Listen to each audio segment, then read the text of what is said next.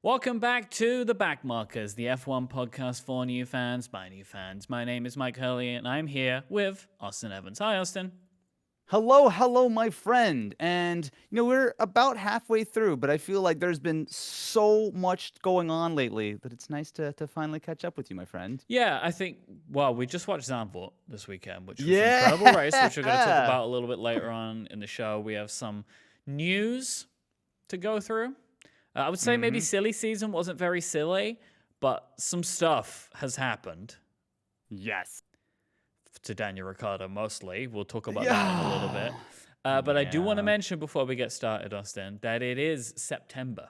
And what that means, it's basically September. September is upon us, is what we say here around at Relay FM. September is Childhood Cancer Awareness Month. And for the fifth year in a row, the Relay FM community is coming together to support St. Jude Children's Research Hospital.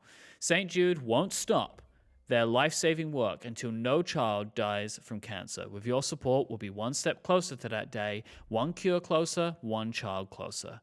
Around the world, an estimated 400,000 children are diagnosed with cancer every year. Even more tragically, in many low and middle-income countries, 4 out of 5 will not survive, largely due to the lack of access to quality care.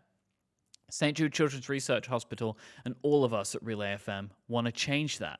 Curing childhood cancer is a tremendous undertaking. St. Jude needs our help. The generosity of donors everywhere, like you, support cutting-edge research that saves lives and ensures that families never receive a bill from St. Jude for treatment, travel, housing, or food. St. Jude Children's Research Hospital won't stop until no child dies from cancer, no matter where they live, but they cannot do it without your help. We are so incredibly grateful for the generosity of our community over the last 5 years. With your help, so far, we have raised over $2.2 million for the kids of St. Jude over these last 5 years. This year, we want to surpass $2.5 million and go further. There's a few ways you can do this. Go to stjude.org/relay and you can donate. You can also find out more about fundraising there as well. So you can set up your own fundraising campaign to help us reach our goals. So you can maybe set up a campaign to share it with your community or your family, your friends. If you do this, you get access to some specific exclusive merchandise. So if fundraisers who raise at least $1 will receive a challenge coin. If you raise $250 or more, we have a wild desk mat this year of a fighting Mike and Steven, which is the whole thing for the podcast-a-thon, which is happening later on in the month. And the top 50 fundraisers will each receive a limited edition tote bag, a Relay FM for St. Jude tote bag. Donors who if you donate, so this is if you fundraise. If you do that, amazing, and we're so thankful. But also, if you just want to donate, if you donate $60 or more, there's a digital bundle with wallpapers and screensavers. $100 or more, there are some sticker packs as well that we'll send out to you. There's so much information, I know, but it's worth it. This is an incredible cause. Please go to stjude.org/relay where you can donate and find out more about fundraising. The podcast-a-thon is back again later on in September. Please stay tuned and we'll tell you more about that. That is stjude.org/relay. Learn more and donate today. St. Jude won't stop until no child dies from cancer. With your support, we'll be one step closer to that day, one cure closer, one child closer. This month and every month, let's cure childhood cancer together. Very, very cool. I'm excited for podcast-a-thon. I mean, I'm sure you're deep in the middle of planning, but it seems like it's going to be dope. 12 hours. Is it 12? 12 hours this year. It's going to be the 22nd of September from 12 noon Eastern to midnight Eastern. 12 hours. It's bigger and better than before. We have a set designer this year. It's like a whole thing. We're going out big time. So Podcast-a-thon 5 is 50% longer than ever before. That's a good sales pitch. Good luck, my friend. Thank you. Sounds like an odyssey. That's at twitch.tv/relayfm is where that's going to be. Nice. All right, let's talk about some news. So let's just start with the typical silly season stuff, which is like seat assignments, I guess, the seating chart. So Haas is really the only team that's made any movements here. They've re-signed Hülkenberg and Magnussen for 2024. What was your reaction to that? I mean, it's the safe choice, right? I Mm-hmm. think there's not a lot of promising rookies coming through, the junior formulas at the moment. I also think that when you look at Haas, I mean, they've obviously tried the all rookie thing, and that didn't really work out all that well. So I think it's a very sensible choice. I don't think it's a super exciting decision. I think Magnussen has not had a terrific year, and it's kind of hard to tell the level of that Haas just because it does have such high sort of performance when it comes to like qualifying, but inevitably they destroy their tires in like 10 minutes and it doesn't really matter anymore. So it's like it's been a little difficult to kind of really get a good reading on what that car could do and how much the drivers really have to do with it. And honestly, it doesn't feel like they're leaving a lot of points on the table from the driver's perspective. So that's fair. And I mean, being honest, Hulkenberg has had quite a terrific season, right? Especially how many times he's gotten that car into Q3. Again, Yep. hasn't really been able to stay there very often, but I think it's a perfectly reasonable, smart decision just to lock them down, have some continuity, kind of get the stresses out of the drivers. Like, yeah, you're good for next year. But I don't know. What do you think? I mean, really, I wasn't surprised about it. I don't know if this is necessarily what I would have called for Haas, but it's also Yeah. not a surprise. I don't really know what their other options would be, realistically. Like, then they don't really seem like one of the. I mean, obviously they are not a team who has a significant depth of a feeder, right? Like, or they don't No. have a significant young driver program. I don't even know if they have one. I assume probably every team does to a degree, but they don't really Yeah. appear to have like a long list of prospects like you might tie to other teams. Like, I didn't even know Williams had a young driver program until we heard a lot about Logan Sargent, right? Like, Mm-hmm. Yeah. Yeah. so, I realistically, Nico's had a great season. I think Yeah. Yeah. Absolutely. Magnussen started well, but I think has been outshined by Nico. But I don't really know what else Haas would do. Yeah. It feels like their issues don't like they could put Lewis Hamilton and Max Verstappen in the car. I don't think they would be getting that many more Mm-mm. points than they are right now. I think it's much more so just a don't shed your tires after 10 minutes and maybe you might be able to get some results. But Yep. it's fair enough. I'm curious, have you heard the rumors that supposedly Alfa Romeo may be switching over to trying to sponsor Haas next year? I can't even work out what that Yes. means. I'm So very confused about that. So right now, the Sauber team, which runs on the Yeah. grid, is Alfa Romeo. That is not a true works team. So No. it's the Sauber team. Alpha are basically it's a glorified sponsorship, realistically. But But it's more than most sponsorships, though, right? Where it's like a bit it's more. Yeah. they're not. I mean, I know they are, but they're not really referred to as Alfa Romeo Sauber. Like they're just referred to Hmm. as Alfa Romeo, right? Like it's not like we call Yes. Haas MoneyGram Haas all the time, you know? Yeah. The thing is, though, it's still they basically just paid for Sauber to take their name off. Is the Yeah, way I understand it. yeah. I don't believe in and feel free if you're listening to correct me No, if I I'm wrong, think you're but right. I think you're yeah, right. it's largely just a glorified sponsorship where I think Alpha are paying way less than they would if they were actually running a works team. And they're essentially getting all of the benefit of, hey, this is, fully branded, yada, yada, yada. So with Audi purchasing Sauber and sort of working their stake up, there's clearly going to be a winding down of that Alpha sponsorship, right? Like they're clearly not going to be able to keep their name on the car for too long. Alfa So Romeo seeing some Audi Sauber. That's gonna be the name of the team. there you go. But just throw Porsche and Audi on there, just the whole Yeah. thing. Yeah. So it seems like clearly, if Alpha have gotten the value that I'm sure that they've gotten out of being an F1, they need to figure something else out. And I've heard a lot of talk that Alfa Romeo Haas might be a good combination. Now, mind you, it might be a little bit tricky because Haas, as you mentioned, has that MoneyGram sponsorship as their title sponsor, and it's allowed Haas to finally run close to, if not at the budget cap. But I've heard some rumors that potentially Alpha is talking with Haas and basically want to switch over from sponsoring Sauber, sponsoring Haas, and trying to take over some sort of pseudo work status. So obviously we're still deeply in rumor town, but I do wonder a little bit if Haas maybe know this is coming on the horizon. Keeping a stable driver lineup is going to be helpful. They obviously are not going to do anything tremendous right now. They're not tearing it up and destroying the midfield or anything, but I just kind of wonder if maybe this would be, from Alfa Romeo's perspective, like for like kind of swap of two very much lower end teams, but still considering the amount of money that they're paying and the pseudo work status that gives, I can see how that would still be quite a worthwhile transaction for Alfa Romeo to continue. Hmm. I don't even know what that would look like. Like what that team would be called. MoneyGram Alfa Romeo Haas, perhaps? I don't know. Yeah, but it's just like I can't work out who's gonna get demoted, like I mean, name-wise, in that transaction. I would assume it's Haas, right? I You think that would think probably be that like Haas. Gene would just throw the name out, like he doesn't care anymore? I mean, Isn't he's that burned like a the lot of whole money. point of the team is to promote his company, right? Like that's the whole point of it.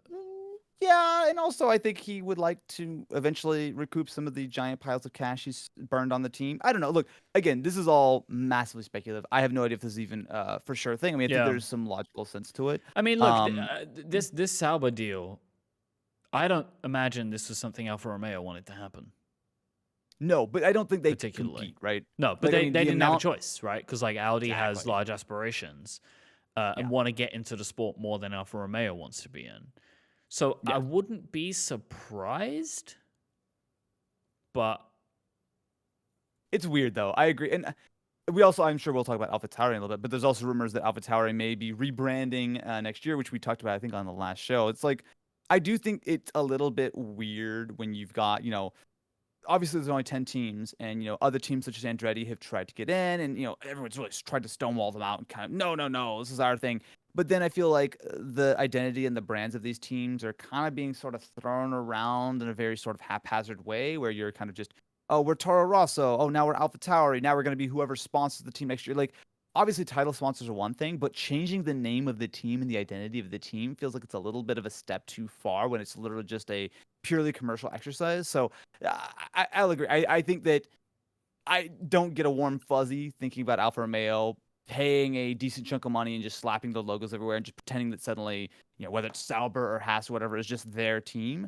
I get it from a perspective of if that's allowed, then yeah, of course, that's just a bargain way of making yourself seem like you have a really substantial Formula One foothold. But yeah, it's just it does sit me a little strangely with me that like this doesn't feel like quite the way that these things should go. But no. we'll see. It's still in rumor town right now. Yeah. It's not remotely confirmed, but I do wonder if keeping that driver lineup consistent, maybe trying to get prepped for whether it's next year or 2025 or whatever. Obviously, Alpha are not going to be able to continue, their partnership with Sauber for too much longer. No. So I would not be surprised at all if they're looking for their next partnership to try to, oh, who's available? Who do we want to kind of jump ship to? Yeah, that's really interesting. Like, I had yet to hear that. I've got the inside sources, Mike. You sure do. I'm on Threads too much now. Oh, is that where you're getting it from? I can't look. I can't. No, of course, this is a. I can't share that. But it's there's Proprietary information. Yes, of course. Yeah, NDAs, all that kind of stuff that I'm talking Wow. about on a podcast. Wait, no, that's not the way NDAs work. Regardless, moving on. For the record, know nothing at all. We should talk about the seats that are still undecided, like that there are not defined people in yet. So we have the Williams second seat. So I've made some decisions about the way I'm calling these, but I don't think anyone's going to disagree with me. Alex Albon is confirmed for Williams. Yes, he's got a contract through next year, I believe. Yeah, but Logan Sargent isn't, which didn't know that was the case. It was a one-year deal, but I think was probably pretty smart from Williams. Yeah, I mean, he's a rookie. Yeah. Obviously, no offense to Logan. He was not anyone's first choice for last year, but the whole sort of seat swapping and everyone kind of hopping back and forth, like, yeah. I think he was Williams' first choice. I thought Realistically. De Vries was his.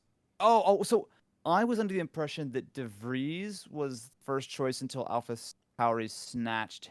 Oh yeah, that's that was my understanding. But obviously, this is all kind of speculation from the outside. No one I don't think any of this stuff is like publicly. But so it's going to be interesting to see how that shakes up. I know that there's a lot of pressure, mind you. I don't know how your thoughts are, and obviously we're going to talk about Zandvoort in a second. I thought he actually did relatively okay until he crashed twice. I mean, I said it in the last episode. I've been impressed with him, and I genuinely felt really bad for him in Zandvoort. Yeah. He's had a couple of DNFs in the season, but I just don't really feel like that has necessarily been what we've seen from him. It was a tricky race. The conditions were bad. He wasn't the only person that lost it during the course of the whole weekend. It was just unlucky. But I did feel bad for Sargent, to be honest.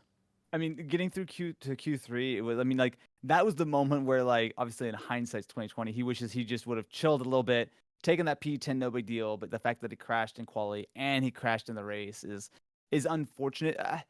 I don't know. I think there's not a massive backbench for, I think, again, newcomers who are coming through at the moment. And especially for some of these seats where I think at most every other team, he would be very right to be absolutely like, oh, I've got no shot Yep. here. I'm gonna, Yep. I'm gonna be kicked out. But I think, especially where Williams are right now, I think he still has a very strong chance of holding onto that seat.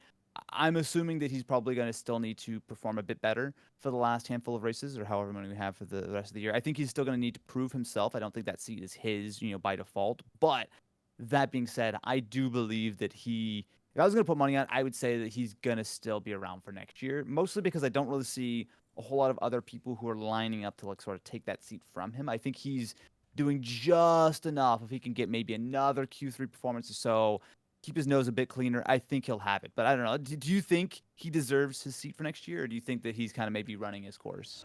Deserves is complicated. I don't really Yeah, like of that course, of course. question. If you're, I think Logan Sargent has shown.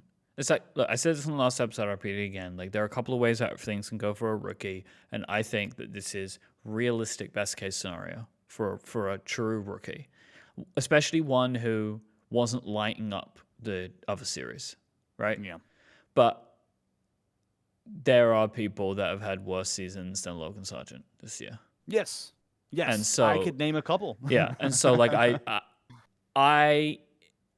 I would be surprised if Williams did not re-sign him, to be honest. Yeah, But I think they are maybe purposefully leaving this until the very last minute. I agree. And why wouldn't they, right? They have Yes. all the leverage, they have all the power. No one is beating his door down saying, "Hey, we want you to come over and drive with us." Like he knows that it's Williams or bust for him. Yeah. So, yeah, I think it's fair enough. What are your thoughts on Alpha? Yeah. So, same deal. I believe Bottas is down for 1 or 2 more years. At least I know he's locked in for this year. What do you think about Zhou? Zhou Guan Yu is fine. Like, Yeah. I would say this season, if they're going to keep Bottas, they should keep Zhou Guan Yu. Like, I don't know why. You know what I mean? Like, what? I know Bottas is on the contract, but like, I think these teams have shown time and time again they can't just realistically do whatever they want. I'm sure there's some like performance clause that he has not met, right? That they could get rid of him from if they wanted to.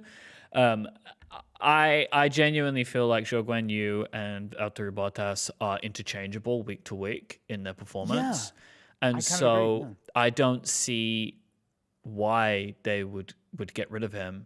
He's a solid driver.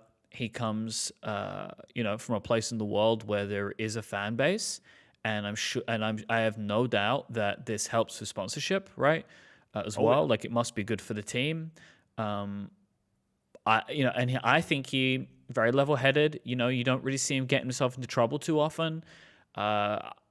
He seems like a nice guy too. Like he seems like someone you could build a team on if he continues to improve.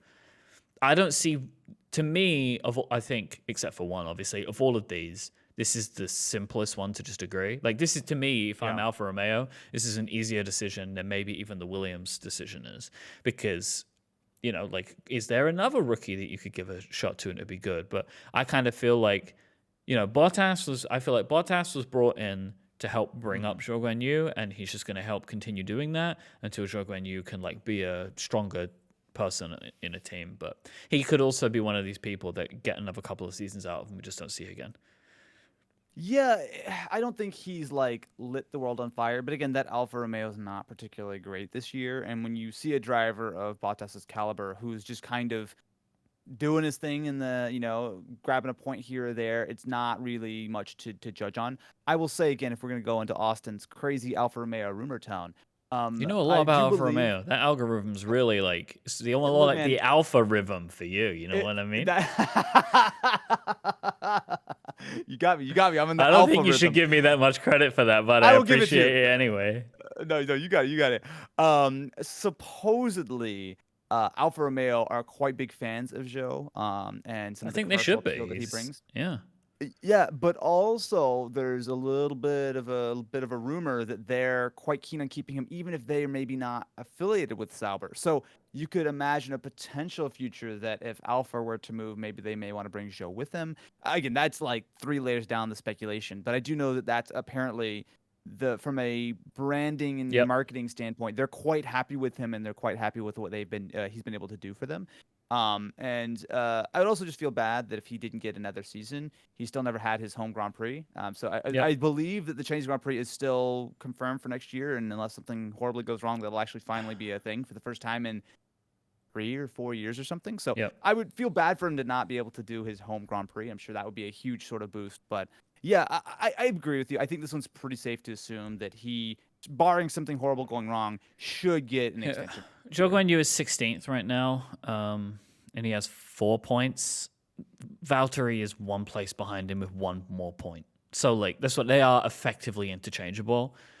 Yeah. And I think their performance has shown otherwise. Like, and it's like, Alfa Romeo, they're not the worst team on the grid. They're by far from even middle, right, at the pack. Like, I don't really feel like either of them have got a car where they could do much more from. And I think the fact that that Zhou Guanyu sits 1 point behind Valtteri seems to suggest to me that if you're going to keep Valtteri, why would you not keep him?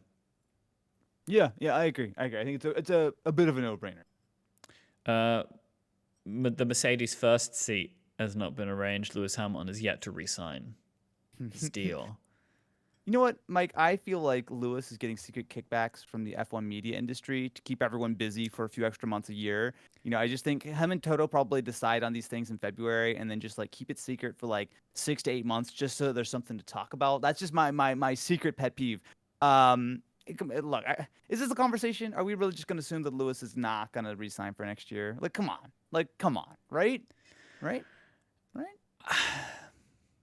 So Oh, I've come read on. something somewhere that suggested that he is trying to like line up a deal with Mercedes proper to be like a brand ambassador, and that's like one of the things that everyone's sticking on because it's like a lot of money. But realistically, like, why would Mercedes not want that? Like, I don't fully understand, but like, it's all money, right? And having these conversations with.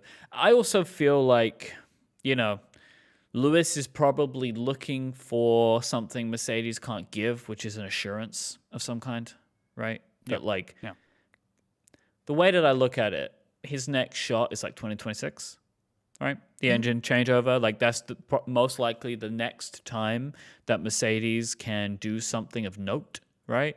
Yeah. And realistically, there is nothing to suggest that he could not go on for 5 years. Like, Yeah. His performance is not declining. You know what? Like, you can kind of see it. Like, the car isn't there, but he's able to do everything he's able to do and put it where it needs to be, et cetera, right? Like, there have been people whose performance has declined, and I've seen that, but I don't think that that's the case with Lewis Hamilton. And so, look, if you're him, you want that one more. Right? Of course. Like, that's all he must be focused on at this point. And I guess his ideal is to get Mercedes to give it to him, but I don't know where it goes past that. And if you're Mercedes, I mean, there's not really anybody else. Like, So. oh, here we go. Getting a little choked up He's here. been on the Mercedes algorithm too. No. This is my theory corner. So, say you're Lewis, and I think it's pretty reasonable to assume a lot of the rumors have been kind of solidifying on. Also, just makes sense that if you're Lewis, you want to sign a final deal with Mercedes, right? So maybe it's a 2-year deal, maybe it's a 3-year deal, maybe it's a 2-year deal with a couple of extension options, whatever the case is, right? A reasonable couple more years, I think, is not. There's no reason why Lewis would not want to go for that. And along with that, I'm sure he is trying to angle for that, like you said, that sort of overall Mercedes brand ambassador role. He'll be Toto's best friend in contract for a few years, whatever the case is, right? But I'm sure Lewis wants to sort of solidify his future for the next 5-10 years. Now, I'm sure there's a massive price tag to that. And I'm sure that the Mercedes board are like, oh, do we want to give him that much money? So if you're Lewis, and again, I will be shocked if that conversation not happen. If you're Lewis and you're getting some of this pushback from Mercedes that they don't want to do that, what do you do? Surely you, as one of the hottest properties in F1, are not just gonna be like, well, you know what? I guess I'll just settle for whatever. Yeah, sure, you hook me up. What if? Because there've been some rumors that Ferrari have been after Lewis. What if he's playing 4D chess right now? What if while he's got this Mercedes deal and he's trying to kind of put pressure on them to do that, at the same time he's hanging out with his buddies over at Ferrari, like, hey, you know what? Because in a heartbeat, Lewis picks up the phone and Ferrari will throw him a giant pile of money. Every team would, without doubt. But think about Ferrari. It's Ferrari, right? I don't think he goes to Ferrari. Like, why would you do that? Well, hold on. No. So this is where the 4D chess comes in. Okay. I don't think we're already at 3D right now. We got to get to 4D. We're going one more dimension, right? I don't think Lewis wants to go to Ferrari. No. I think he's smarter than that. I mean, there's obviously always the romantic aspect of it, but I don't think Lewis wants to do that.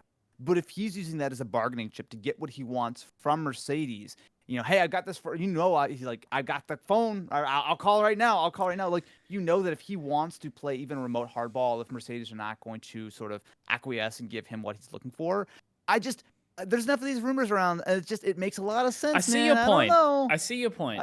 But realistically, if you're Mercedes Petronas AMG F1, you don't even need for him to say that he's having these conversations. Like, it's just implied. Like, the rumors are... No, not even rumors. There doesn't even need to be rumors. Everyone knows, right? Yeah. Like, there are 2 drivers, maybe. Yeah, I would say there are 2 drivers currently in F1 that any team will take. Any team, right? And it's Max Verstappen and Lewis Hamilton. Like, every single team will take them. And we all know this. If he picks up the phone and calls Christian Horner, Checo's gone. Checo's gone, right? Of course. So that's what I see what you're saying, but to me, there doesn't even need to be the phone call to Ferrari. Mercedes should just know this. Where I reckon this is holding up is Lewis wants world championship winning money, and Mercedes know they've not got that car. But he's like, I don't care. That's not my problem. Pay me. Yeah. You messed up. Pay me. Like, that's how I imagine this is going down, where it's like he wants the same amount of money that he's always got because he's going to continue doing everything that he does. And they're just going to have to deal with it. This is the same, right? Like, if in 2 years' time, the Red Bull falls down the order because they're in their own engine, like this, I imagine this is a potential risk for them, right? Moving to Red Bull powertrains, right? Like, this is something new. Any new thing is a potential risk area. That if they fall down the order, Max Verstappen is entitled to, in his mind, and I understand why. Like, well, I don't care. This wasn't my fault. You pay me the same amount of money, So it's very complicated. Yeah. So that's just my theory. Whether it's an implied threat, whether it's just something that's sort of floating in the air, whatever the case is, these contract negotiations tend to stretch out, and especially now with where Lewis is in his career, you've got to assume that he's angling for that sort of final contract with them. And if he's not getting what he wants, whether he has to say it or not, I'm sure they understand that Ferrari will probably give him exactly what he asks for if he so much as touches his his phone, like, hey, Mr. Ferrari, yes, I'll take the giant bags of cash, back up to my house. That's gonna be a thing. So that's just my theory. We'll see. I see where you're coming from, but I feel like, I don't know. I feel like everyone's just playing hardball, but everyone knows it's going to happen. And it's just a case of what are the I's and T's that get dots and crossed, and they deal with it, right? Does Lewis have $250 million or $200 million at the end of the day? Oh, who knows? It's like, well, because realistically, nobody wants to do anything different, is how I imagine it, right? He doesn't want to go anywhere else, and they don't want anybody else. And so they're just going to keep it rolling. But this was the same as, I think, last year. It was like this too, where it was just getting to the point where Toto was like, hey, man, leave me alone, We're trying, just stop asking. The other one is the AlphaTauri. Both AlphaTauri seats are in question. Let's just pivot straight away to talking about Daniel Ricciardo. Oh, my goodness. Mike, what a few weeks we have had, a few months we have had. When did actually Danny Rick do his first race? At this point, it's been what? It was the final race before the break. So he did 2 races before break, right? One. And then did he? No, he did 2, right? He's on 2. He almost. I think he did 2. Okay. Yeah, but regardless, he had a little bit of an opportunity to show himself. I think he did fine, and then I think for the second race, maybe not so much. But just getting his feet wet, just getting ready, and then what does he do immediately after the summer break? But break his wrist, which is unfortunate. I can't remember the last time a driver actually I broke haven't something significant. seen that. Like It's obviously been a bit. the only things I've seen was when people had COVID and when Mm-hmm. Roman was in a ball of Of fire. course. But I Yeah, haven't that seen was it. any kind of like racing injury, like a standard racing injury, which just surprises me. Like I always imagine to see them get hurt in some way, but it seems to never happen, right? Like Yeah. it's way rarer than I expected it would have been.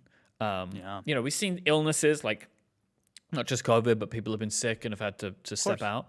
But Like yeah, actual proper injuries. this is the first actual proper injury. I mean, and I feel terrible for him. I don't know if you've seen the footage of it at all. Of course. But, effectively, it was either drive into the wall or destroy Oscar Piastri is Yeah, which, I effectively mean, the that's situation.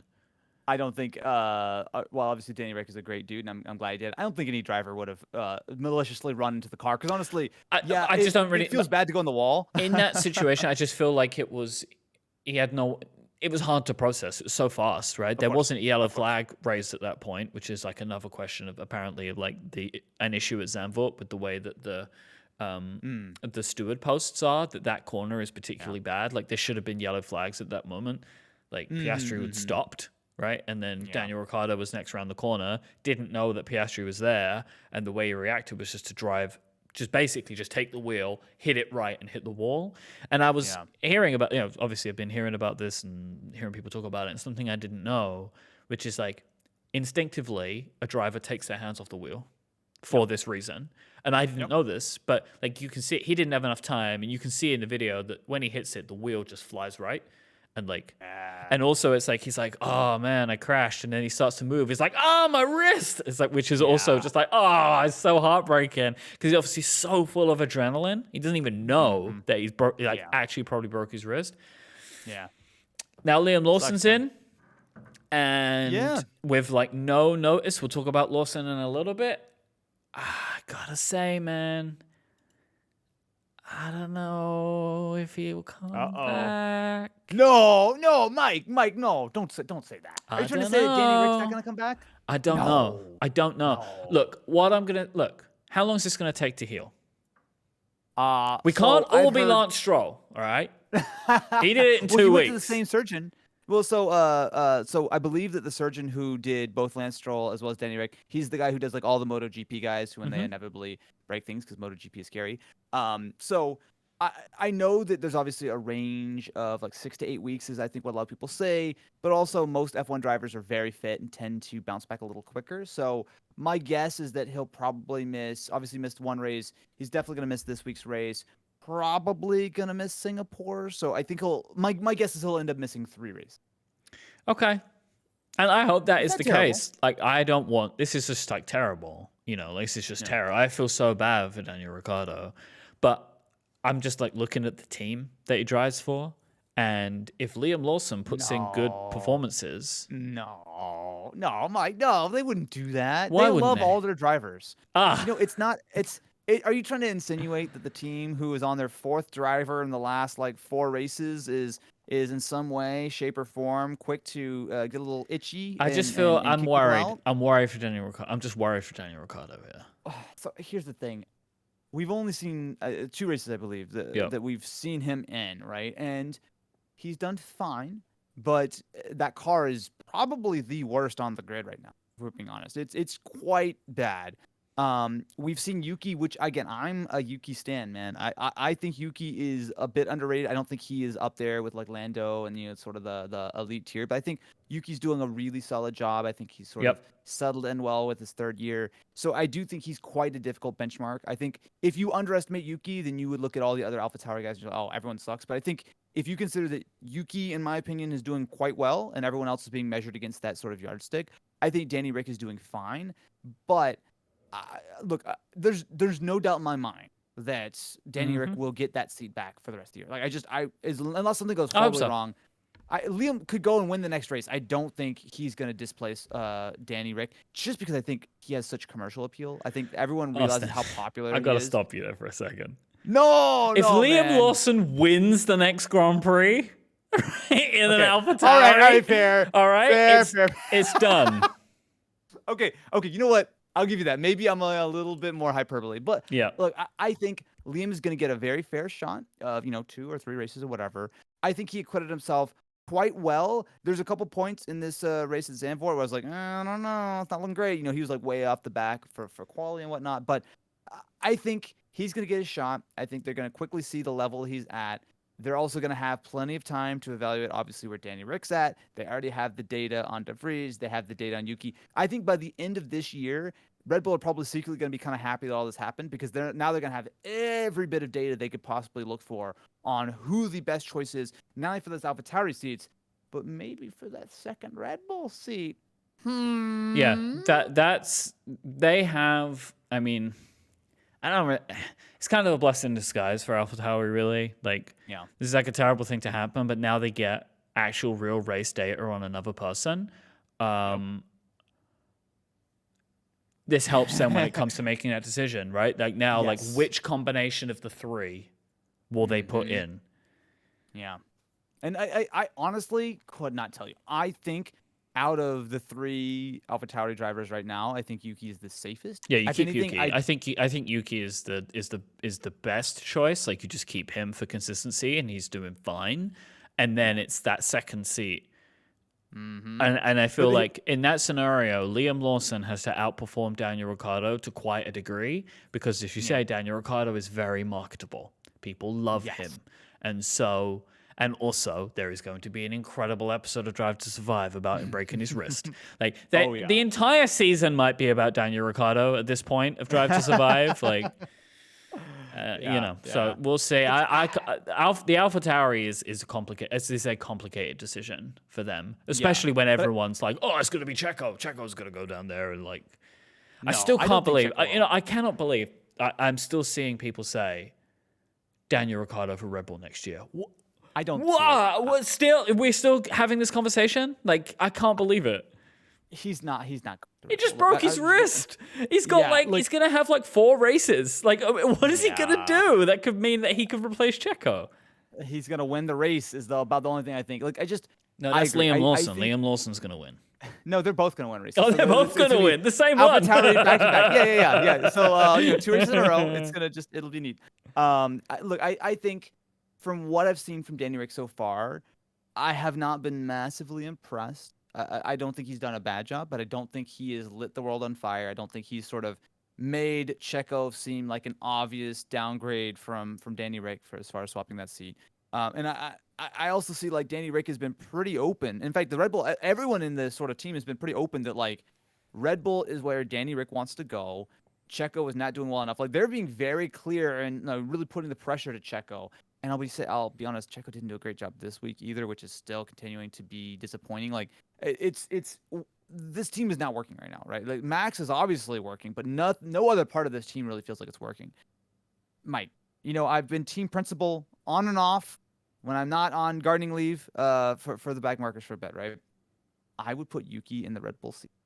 I would do it. I would just do it, even if it was just for like all right. Like if Red Bull feel like Yuki could potentially be the future. Give him a shot, man. Like, I don't know, maybe slip something in Checo's food so he doesn't want to race. I don't know. I'm just like, I don't think it's Yuki either. Like, I don't think. Honestly, to me, it's none of them, right? Like, if you're getting rid of Checo, which I think would be a mistake anyway, it's got to be Charles Leclerc, right? Lewis Hamilton, Carlos Sainz. It's got to be one of those guys. Like, a proven. You're right. Proven, like Fernando Alonso, right? Like that's the kind of, in my mind, the kind of caliber of driver you need. Basically, if they're not already in the top 10 of the driver championship, do not change it. Why would you do that? Like, I still can't get my head around it.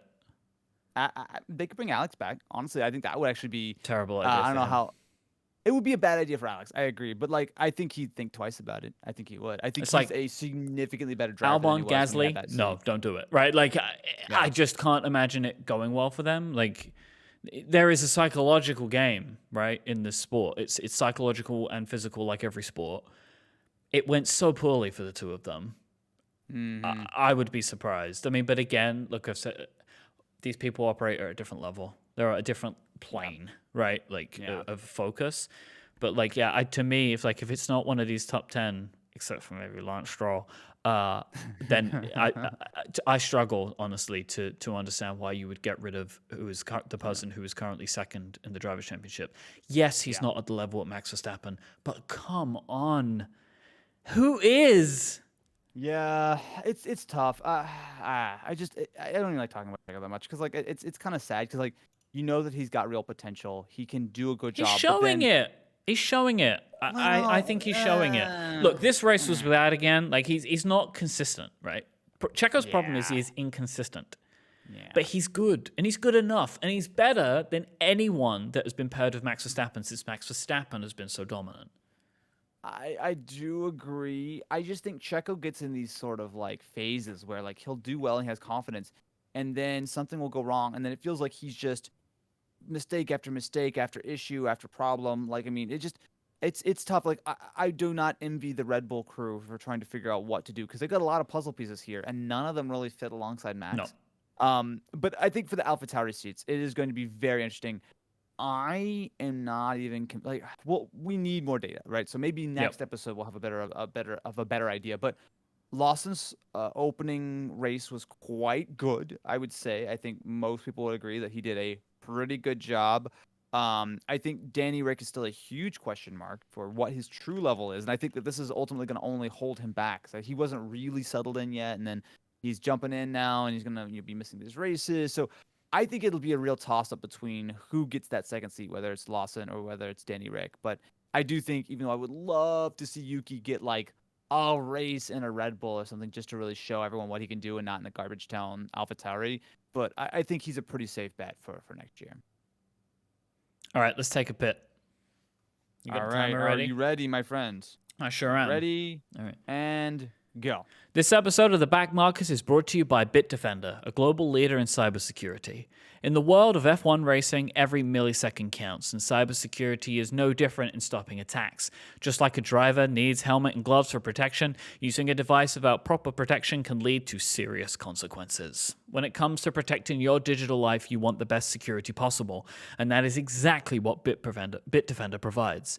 Bitdefender is a company that's driven by a mission for top performance in technology and innovation, and they put their customer needs first and foremost.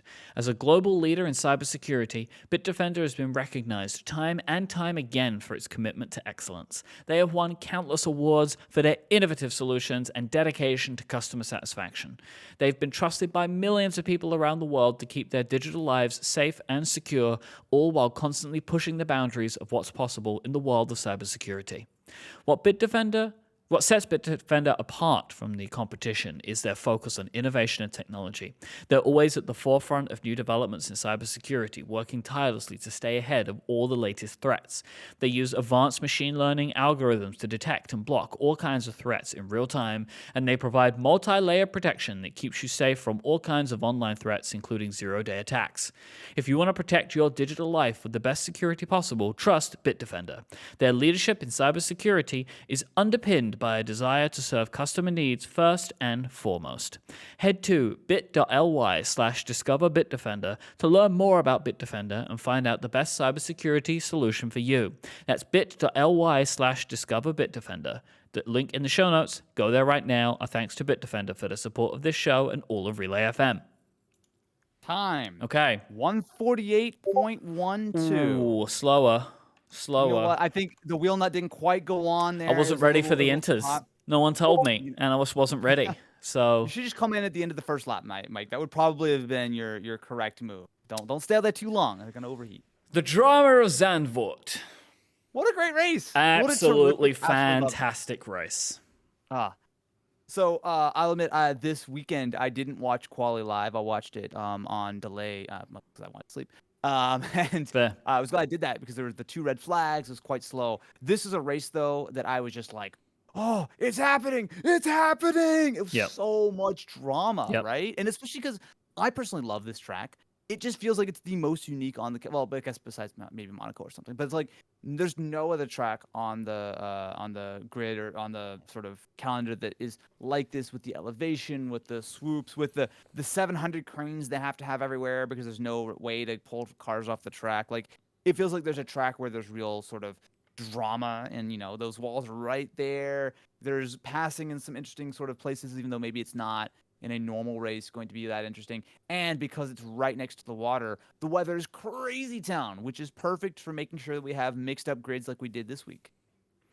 Yeah, really it was the weather. Like the weather was what made this race as wild as it was. There was a lot of weird strategy. Mercedes doing their very best Ferrari impression, making just the worst calls for everyone. And then, like, my heart goes out to George Russell. He did everything he could in that race, you know what I mean? And then he got a puncture.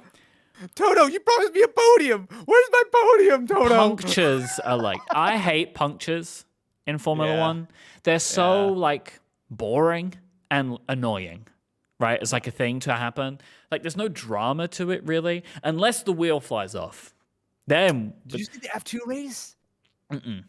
I actually don't remember the name of the driver, but both his rear wheels fell off in the middle of the F2 race. It was wild. He literally was going. He goes, "You should listen to the radio." They posted on Instagram. He's like in the middle of talking to his engineer, and he goes like, "Whoa, whoa, whoa, whoa!" It was the funniest thing you've ever seen. I need to find this.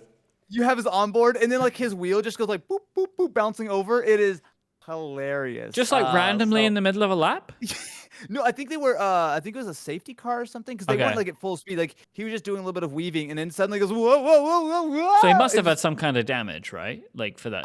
I don't understand how both wheel nuts didn't go on correctly. I don't know. I saw the video. I thought it was hilarious. Thankfully he was fine. He literally just like did a little pirouette and just like, whoa, I don't have any wheels anymore. But like realistically for Mercedes, they made every wrong call that they could make at every worst time to make them. And they just, every time there was an opportunity for a pit stop, they made it at the wrong point. Or they put tires on at the wrong time, and it was bad. It was bad from them. And it was very funny to me to see everyone, like George and Toto, using the same line on like Instagram. It's like, oh, this is the company line, which was like, better to have a bad day in a fast car than the opposite or something like that. Which is like, yeah, that's fine. But it's weird when both Toto and George are saying it. It's like, yeah, this is what Mercedes PR came up with. It's just, I have some sympathy, because like, I would not want to be calling the strategy in the pit wall when you've got crazy rain like that. Yep. In fact, I will give props to Checo for being one of the guys who was very smart to come immediately in, because it was, especially watching the TV footage, it was like, oh yeah, there's some rain in a few minutes. You're halfway through the first lap. Then they cut to another angle, and suddenly it's like the track is underwater. I love it when that happens.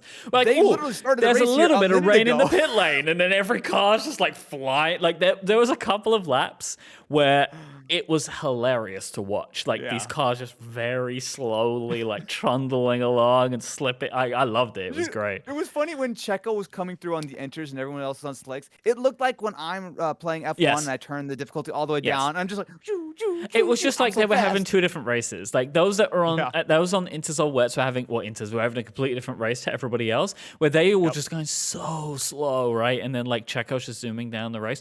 Talking about Checo actually and pits, Red Bull screwed him, right? I don't think it mattered, but yes, they did. They screwed him. There was no like, they tried to give some justification. I know it didn't matter, but like it showed. There was no reason for them to make the call that they made, right? Of like bringing Max in first. That wasn't necessary, but they did it. And they did it, and no one told Checo it was going to happen, right? Like, he was upset. That wasn't good. It's rough. I agree. They should have handled it in a better way. Their justification was kind of weak. It was like, oh, Max is about to get overcut or undercut, or it's like, oh, we've all got to worry about Max maybe getting passed by someone. It's impossible for him to resolve that situation in any other way, right? Like, he just doesn't have the speed. He just hasn't got it. Like, that to me was like, I don't know. I just Yeah. didn't like it. Like, it just was like I a bit agree. like, come on. Like, But it doesn't feel right. Like, it was funny as well, right? When they read the statement and the commentators were like, just quiet for a minute. It's like, that doesn't seem right. Like, no one could like really hold that one together. It's like, no, they've just making their decision. And then, of course, like, Perez screws it up with a penalty, yeah. right? Yeah, well, and he also went off, which to be fair, a lot of people went off. But here's the thing, like that was an inspired choice by Checo. Like he was what 11 seconds in the lead after that first round of super early pit stops.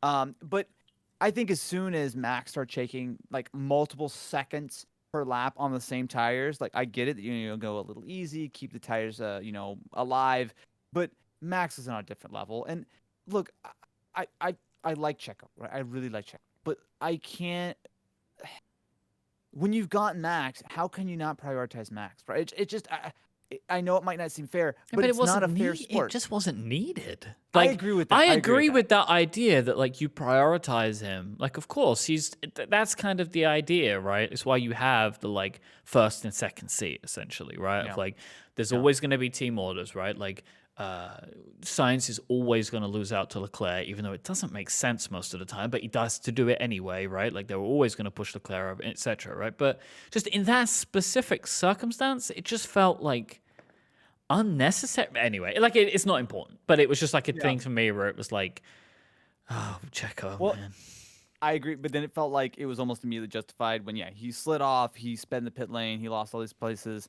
And between between qualifying, it's just like we can talk about Checo all day. It's kind of sad, but like it's at least nice that he had a moment of glory before Max beat him and the rest of the field by 17 minutes or whatever it was. Maybe not that long.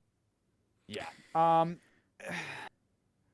What were your thoughts, though, I guess, on the rest of the order? Because, we had the 2 bits of rain, right? So we had it at the beginning, and then we also had it maybe got a little bit boring toward the middle, and then we had that deluge at the end, which really kind of picked up and kind of shuffled everything over again. But what are your thoughts on that? Because I know it shook things up, but ultimately it didn't shake things up to the degree that you would normally expect. Like we didn't No. see I mean, Pierre got the podium. Obviously, we had Alonso on the podium, but we also didn't see like a lot of like super weird results, right? We didn't see like I don't know Yuki in P4 or something super weird. Like it actually was. The second instance of rain was not as dramatic as the first. I was kind of hoping it was going to be major drama time, and it wasn't. There were a few cars going off, and that was also when George got his puncture, and like there was a little bit of like spice there. But I kind of hyped myself up a little bit, right, when they were talking about rain's coming, like yeah, baby, let's go. But it just wasn't. It just wasn't the same.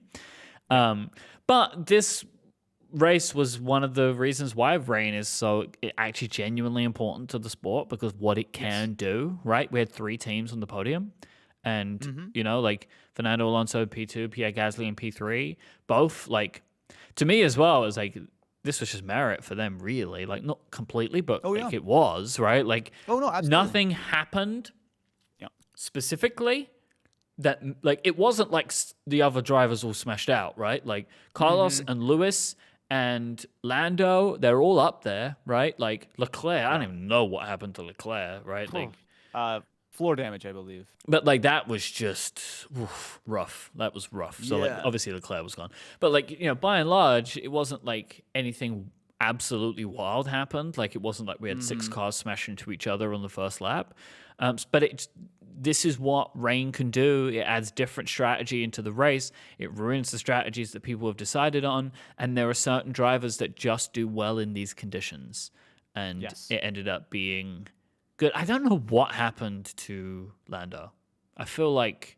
Well, he went long on that first stint, right? Didn't they keep both McLarens for like very, very long time? Yeah, and I think... Similar to Albon, right? Like it seemed like it was going to be a good strategy, but it ended up not playing out, where like Alex, he should have been higher. Like he should have been. You know what we didn't mention actually when we're talking about Logan Sargent? He got into Q3 in qualifying. Yeah, and crashed immediately. No, but like that was really great from him. Like to pull that off. Like that is quite an achievement, I think, for someone in his situation. So that was pretty cool. Yeah, I agree. But yeah, I really loved the race. I loved the mixed up order of things. it was good fun. It was really good That fun. I think this season has been. I think we're gonna look back on it as obviously one of, if not the most dominant seasons of all time by Red Bull. Right? I mean, they've won every single race. Max is now on 9 in a So row. if he does the And next one, it's like it'll an be all-time record, right? all-time record. He's tied with Seb for 9 races in a row. I think the third is like it's like Ascari and like Schumacher have like 7 wins in a row. So I mean, 9 is an astronomical achievement. And then the fact that Red Bull have won every single race, which has also never been done. So if Red Bull win every race, not only is it going to be the most races in a row, because they also won the last race of 2022. So I don't even know, they're on like 13 or 14 in a row or something. But on top of that, a lot of the older records where like McLaren won was like 89, they won like 11 of 12 or something. I mean, that was back when there were 12 or 13 races in a season, not 20, 21, 22. Yeah, you have to do that stuff on percentages. Exactly. And 100% is a pretty good percentage, especially when you have twice as many races in a season. So I think it's really interesting. But I don't think look, they'll do 100%. I just think honestly, man, I just think I luck's would going to bet come on for it. them at some time. I would take the bet. I would take the bet that they will not win 100% of the races. Man, I mean, like, Gentleman's how many races bet? do we have left? Sure. How many races do we have left? Let's see here. So we've got oh, actually we have a fair few. Okay. So we've got there's too many, I think, for it to Singapore, happen. 8 more races. Singapore, Japan, Qatar, US, Mexico, Brazil, US again, and then Abu Dhabi. So yeah, so 8 more races. I think I wouldn't say super strongly. I would say there's decent odds that Max and or Red Bull win every single race. I don't agree think with it's you. gonna happen. It's below 50%. So I wouldn't. It's I wouldn't nothing say on so them. strongly. There's just statistically Hard. that is so unlikely to happen, But right? That like what they- Max? They won 15. There's no way that his car could fail. Like, Well, if Checo can be around, I mean, look, if they won 15 races in a row, is 8 more that insane? no, Right? no. I mean, I think it's. I would give it like 25% odds that they win the rest of the races. When you look at it like that, I mean, of course, right? Done 15, why not another 8? But like the statistics that are like the probability that is occurring with each race now, like that Doesn't take much. it feels insurmountable to me. It would be incredible. Like I would love to see it happen, just because like what a thing to see. Like Imagine Max wins 8 more. that, I kind of wouldn't like to see, to be honest. He just smashes the record. Oh yeah, I won 15 races in a row. No big deal. It's casual. Look, man, I don't know. He's just doing so well. It's like it's kind of hard to bet against anything Max right now. Like he's having the best season. Every time I can't forget, argue. I'm reminded, like, you just watch him and it's like, he just doesn't drive like, no one else drives like him. Like, Yeah. he is doing his own thing, like Yes. it's really It's very, ridiculous. very different. Yeah, it's just I don't. In the modern era, we've never seen. I don't know if we've ever seen dominance like this, or at least in the last 20, 30 years or something, right? I mean, you think about like the all-time greats, and Schumacher's probably the closest. I think Yep. Lewis had a couple years where it was very, very dominant, but even then, it's like to see he's just like a metronome. Where it's like it's easy to say if Checo was having so here's this. If Checo was P2, most of the time, absolutely crushing it, I would put a little bit more stock in the car. But Checo's not a bad driver, and Checo's nowhere near Max the vast majority of these weekends. It is not just the car. It is the car and the driver, and he is just so confident. He is so skilled. He is a machine. He is absolutely crushing it. And I think we're both, it's fair to say, not the world's biggest Max fans. I think that there's some things that he has done in the past that maybe weren't super sportsman-like. I think there's just some stuff there that's maybe not the world's greatest. But honestly, at the end of the day, we don't come to see who's the most sportsman or who's the coolest, who's the funniest, whatever. We come to see who's the best. And I don't think there's any doubt whatsoever that Max is the best driver on the grid now and one of the best drivers of all time. Like it's just it is the consistency, it is just the skill, it's just everything has kind of come together in a way which is just massive impressive. Do you think that, I mean, again, this is an impossible question to answer, but like, do you think we're looking at like a Lewis run with him now? Yes. Like, who's going to stop Red Bull until 2026, right? Like, that 2023 doesn't really obviously seem doesn't like there is anybody. right? Like No, that's it's no. you know. They can take off. Like I honestly It's think that only Red Bull. Mercedes, I feel, right? And right now, Mm, and they don't look like they're going to be able to do it within the next few years. no, we've got 2 more years on these regs, right? So we got 2024 and 2025. And 2026, things are going to be shaken up quite significantly with none of the new power units, but also a essentially redesigned car, which to be fair, they've still not really fully decided. I think I know there's like some like ideas like, oh, they're gonna be a little bit lighter, a little bit smaller, which would be I great. think there But are some cost cap changes again too. I believe so. Yeah, yeah, yeah. There will certainly be changes, but I think 2024 and 2025 are going to be largely similar to what we see right now. And with the lead that Red Bull have and with the talent that Max Verstappen wields, it is very difficult to imagine, short of something really dramatic happening, anything knocking them off their perch. I think we're in for a couple of years of just more Red Bull, more Max Verstappen dominance, and it's just going to be a matter of who can try to chase him down. But like we've seen what happens, with Ferrari and with Red Bull and with Mercedes, like these strings Yeah. are quite common in modern F1, and it's like without crazy changes, without something like obviously it's very possible as we saw with 2021 where there can be a little bit of a wrench thrown in and Mercedes gets knocked on the back foot and then sort of there's an actual sort of championship. I will say I don't love the idea that if the FIA does something like that intentionally to try to slow Red Bull down to I try to don't make it a want little that. bit more fair. I That's don't want just that no, either. I don't want that. But Like the way you it do happens. that is you try and hope it happens when you change the regulations in full. Like you can't Correct. tweak, Yep. like pull the levers and no, it's not how it works. Like part of the sport is designing the car. Like that's what it's about. Hmm.